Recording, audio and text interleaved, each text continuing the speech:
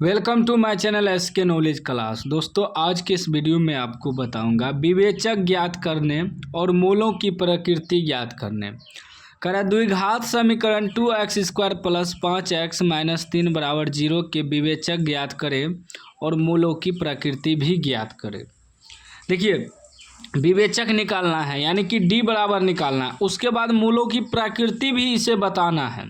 तो ध्यान से आपको देखना है, आज पूरा कंप्लीट आप सीख जाएंगे, विवेचक ज्ञात करने भी और मोलों की प्रकृति भी ज्ञात करने सीख जाएंगे।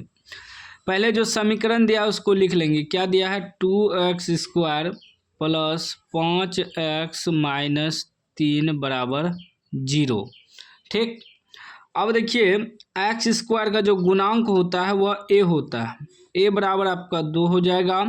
उसके बाद b बराबर आपका हो जाएगा x का गुणांक 5 है।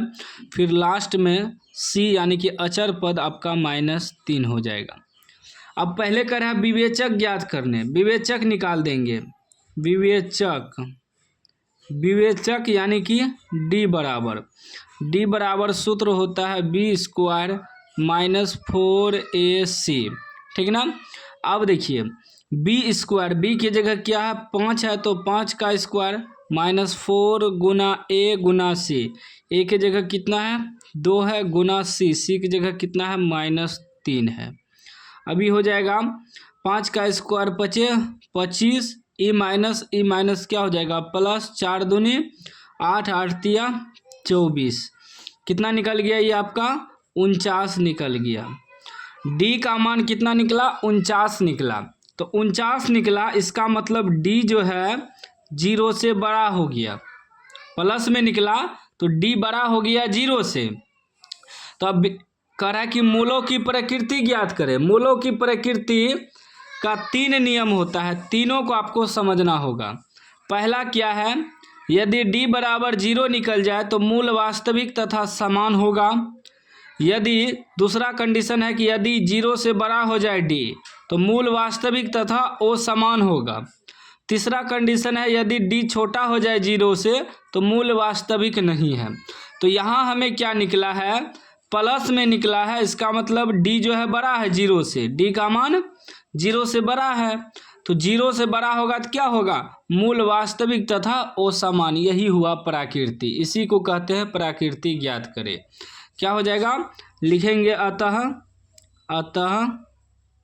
अतः मूल d बड़ा है 0 से तो मूल वास्तविक तथा, वास्तविक तो होगा, वास्तविक तथा असमान, या लिख सकते हैं बराबर नहीं। असमान कहिए या बराबर नहीं कहिए, एक ही बात है। तीनों कंडीशन। अब मान लीजिए इसी में अगर d के जगह यहाँ मान लीजिए -49 निकलता। एग्जाम्पल मैं बता रहा हूँ कि अगर माइनस निकलता तो क्या होता? d जो है छोटा हो जाता 0 से, क्योंकि माइनस में जाएगा तो 0 से छोटा हो जाएगा। 0 से यदि छोटा हो जाता तब तीसरा कंडीशन लगाते, मूल वास्तविक नहीं। वही अगर एग्जाम्पल मान लीजिए d बराबर यहाँ 0 निकल जाता, d बराबर 0, जब 0 निकल जाता तब ई वाला कंडीशन लगाते कि मूल वास्तविक तथा समान। तो देखिए, मैंने आपको तीनों कंडीशन इसलिए दिखा दिया वीडियो में कि हो सकता है आपका अंक बदल करके आपको दे दे कि विवेचक ज्ञात करें और मूलों की प्रकृति ज्ञात करें। तो अंक बदलेगा तो यहाँ आपका d का मान भी बदल सकता है, माइनस में भी निकल सकता है, प्लस में भी निकल सकता है। तो जिस प्रकार भी निकले आपका d का मान, तो इसीलिए मैंने आपको तीनों कंडीशन दिखा दिया। यदि d बराबर 0 निकल जाएगा तो मूल वास्तविक तथा समान होगा। यदि d बड़ा हो जाए 0 से तो मूल वास्तविक तथा असमान हो जाएगा। यदि d छोटा हो जाए 0 से, माइनस में निकल जाए, तब मूल वास्तविक नहीं होगा। तो तीनों कंडीशन मैंने इस वीडियो में आपको दिखा दिया ताकि आपको आगे दिक्कत ना हो। कोई भी डाउट होता कमेंट बॉक्स में पूछ सकते हैं। अभी तक चैनल को सब्सक्राइब नहीं किए तो सब्सक्राइब कर लीजिए और घंटी को दबा के ऑल कर लीजिए।